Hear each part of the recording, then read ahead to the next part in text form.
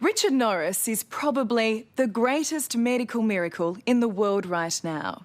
His face is not his own. His skin, bones, teeth, even his tongue are another man's. Richard is the recipient of the world's first full-face transplant, and it is incredible medical science. It's also emotionally fraught for Rebecca Avesano. You see, when she lost her brother in a car accident, Rebecca thought she'd never see his face again. How wrong she would be. With every step, Rebecca Avesano is coming closer to a face she's known all her life.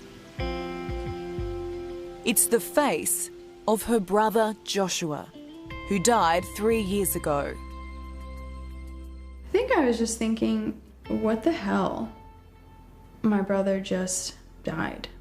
Hey, how you going? It's a bittersweet reunion made possible by extraordinary medical science. It's born out of the heartache of two families, but ends with a tale of hope, rebirth, and love. I do see Josh. He's gone. But in a way, he's still here.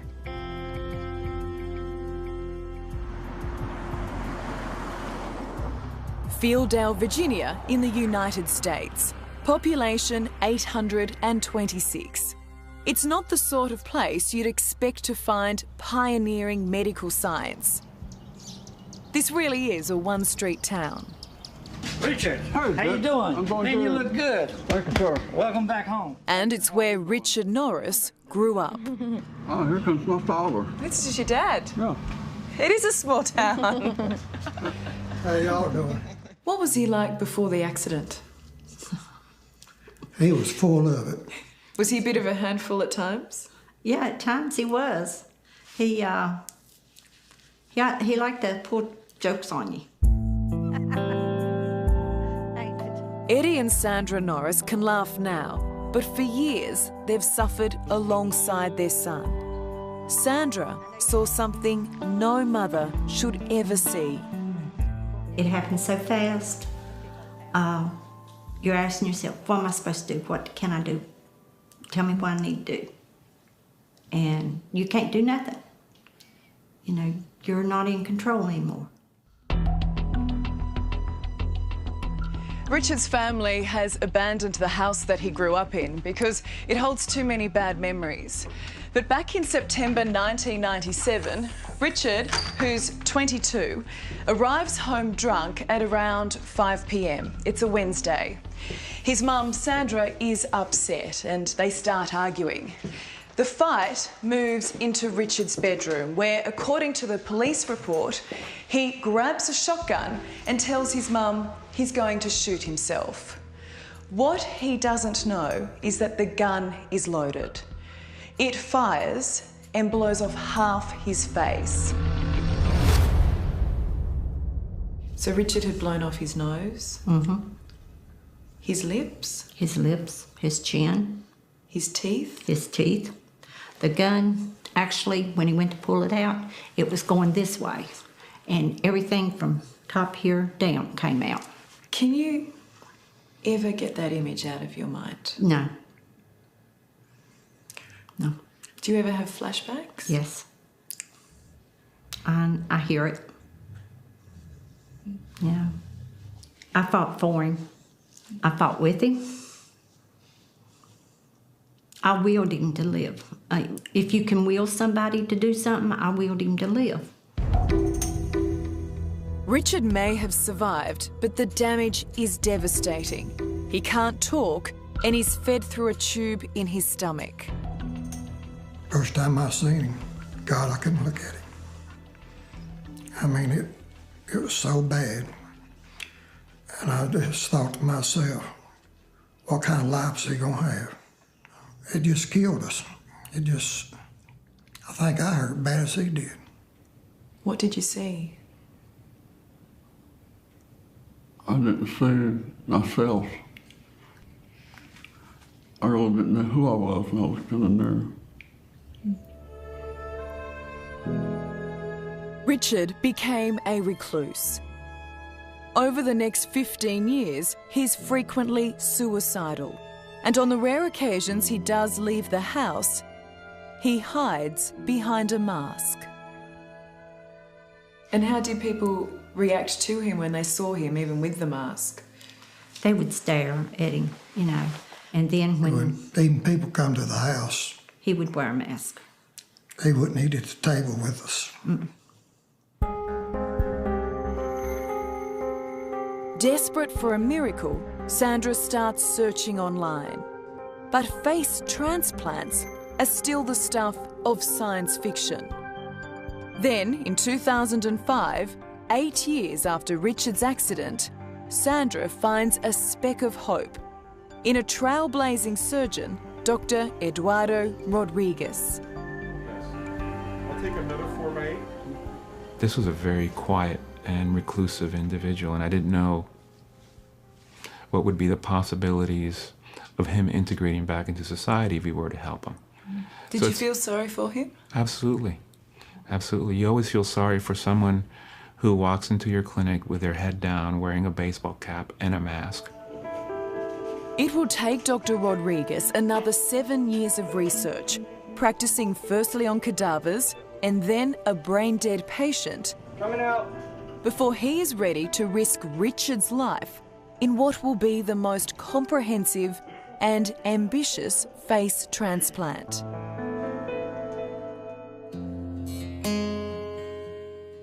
But one family's hope rests on another family's tragedy. He loved hunting, and he loved shooting guns and fishing. In 2012, Rebecca Avesano's baby brother, 21-year-old Joshua, had just been accepted into the US Marines. But while crossing the street early one night, he was hit by a van.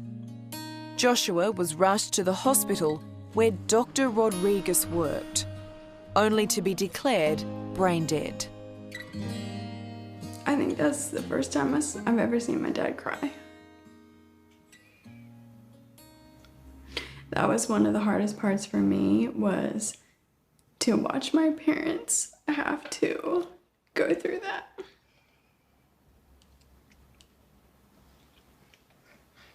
With their only son. And then the doctors came to you with an extraordinary request. So they just kind of asked us if we would be willing to think about and talk about donating his face to someone. That's a monumental decision to make in a moment of grief. It is. It is.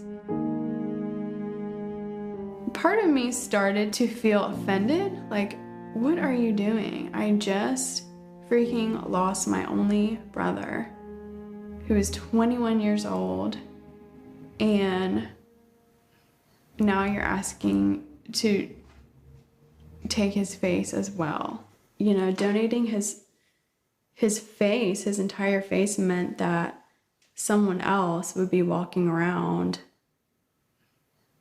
looking like my brother. How does that work? Joshua is a perfect match for Richard.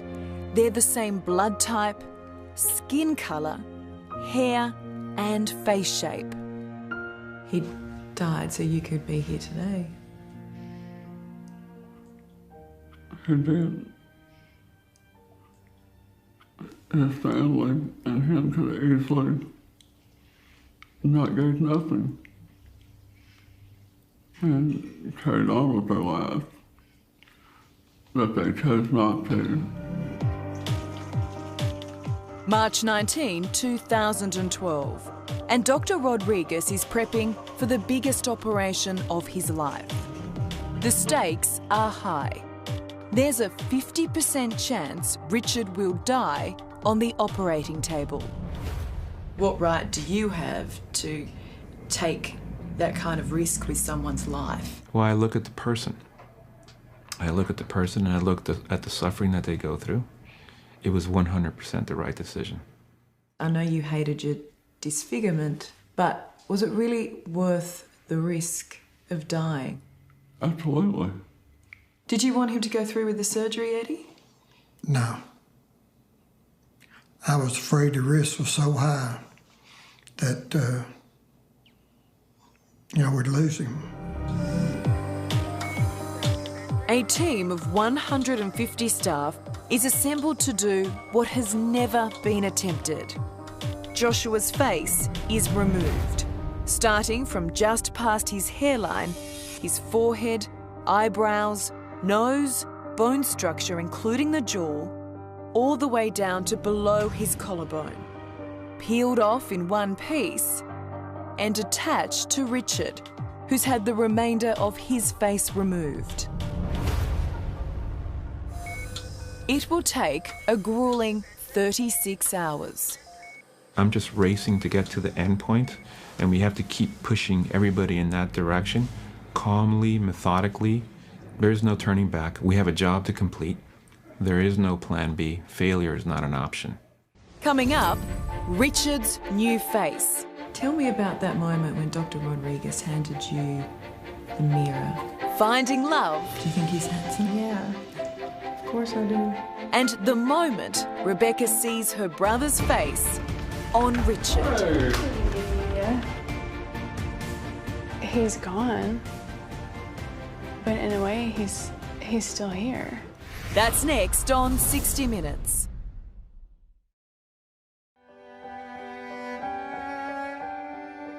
Tell me about that moment when Dr. Rodriguez handed you the mirror and you saw your new face for the first time. No, I looked and then I started touching, and I couldn't find the words. Then I just hugged him and said thank you.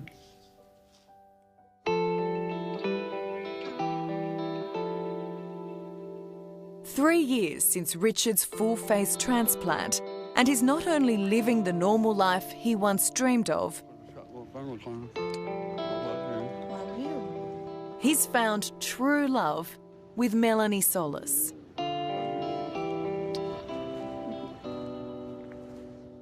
Have you ever been this happy, Richard? No.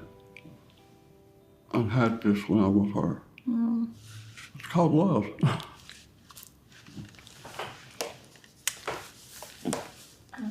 Love you. That's it too. What do you love about this man? What's in here. And then the rest. Do you think he's handsome? That's the icing, yeah. Of course I do. He's got a 20-year-old face. They met early last year when Melanie emailed Richard after seeing his story on the news. Now living in New Orleans together, they are kindred spirits. I know how it feels to be isolated because you feel ugly. Because at one time I had weighed 256 pounds, and I kind of went into a reclusive state for a few years. So the first time you met in person, were you nervous? Oh yeah, he was shaking. He was trembling, he was so scared. Did he try and steal a kiss? Yeah, on the cheek. I got it. Yeah, you did. He got the kiss? Mm-hmm. Nice. Hey everyone. For Richard's family and friends, this is a man reborn. Good. How you been doing, man? Good to see you. Rodney, my girlfriend. Nice to meet you. Nice to meet you. And tonight he's brought Melanie back to Fielddale to meet his old school pals. Cheers. A lot of us sitting here can remember the day that it happened, but knowing that we were, on the brink of saying goodbye to him. And it's amazing to see that he's not only still here, but he's living a happy life. Yeah. Melanie, why is this making you upset hearing this? It's a miracle for him to be alive. A lot of people don't have one best friend, much less all of these. So he is truly blessed. Thank everyone in here very much, and I love you all. Richard is a medical miracle.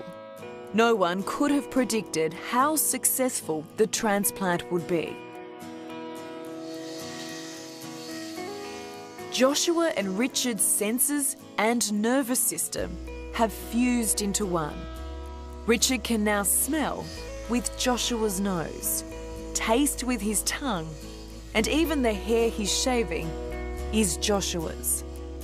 You can feel your face, can't you? Yes, I can. I have feeling all throughout my face. I actually have feeling in parts of my face that there's no reason that I should, because that part of the nerve wasn't connected. And no one expected you to be able to taste or smell, did they?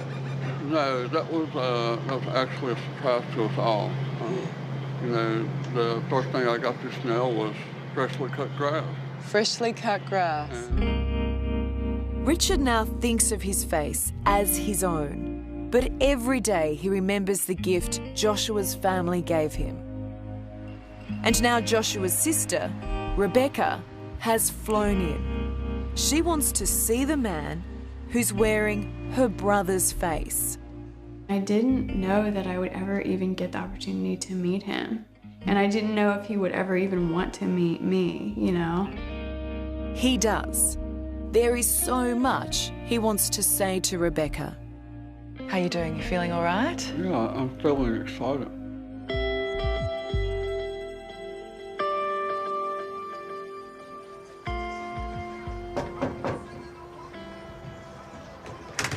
Hey, how you going? Hi. He's Hey. inside. Okay. I'll take this. Thank you. Hi. Hey. How are you? How are you? Good. Good to see you. Good to see you. For Rebecca, it's a moment of mixed emotions. Can I touch it? Yes, of course you can. Oh my gosh. Yeah. That's amazing. Does it feel strange, Rebecca, touching his skin like that? That is the skin of my brother, you know? It's just seeing your lips even, you know, and your nose, your eyebrows. This is the face that I grew up with. He's gone, but in a way, he's still here. You know, I looked at him every day, and now I'm seeing it on you. I do see Josh. I definitely do. Do you feel closer to your brother being here with Richard now? Yeah, I do. Thank you. Thank you.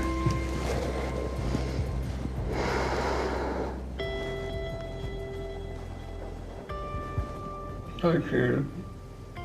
It's just not enough.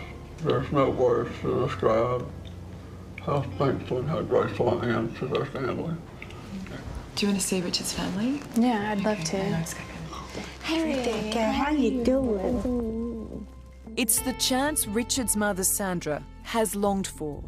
For years, she's been haunted by what Rebecca's family sacrificed for her son. We do y'all too. I mean, there's not a day it goes by we don't think about y'all. Yeah. And I know our happiest day had to be their worst, and, you know, it just, we grieve with you. Thank you. It just tears my heart out knowing you had to make a decision. One of the hardest things for me was watching my parents, you know, find out about, you know, struggle with it. Watch my parents break down because they were just told that their only son is now gone. You know, like, it's heartbreaking. And so I can only imagine how you guys must have felt watching your son living the way that he had been living and going through what he went through. If we had in our hands to give to you life, we couldn't not do it.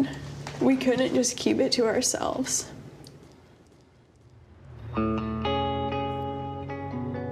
Richard's gift back is spreading the word about organ donation. He's made it his life's mission. He'll be forever thankful for his transformation. It's given him what he's always wanted, the chance to be just another face in the crowd. And I don't look at him as having a face transplant. I just look at him as being a regular person. Is that a nice thing to hear? Being a regular person. That's all I ever want to do, is just a regular person. Hello, I'm Alison Langdon. Thanks for watching. To keep up with the latest from 60 Minutes Australia, make sure you subscribe to our channel. You can also download the 9Now app for full episodes and other exclusive 60 Minutes content.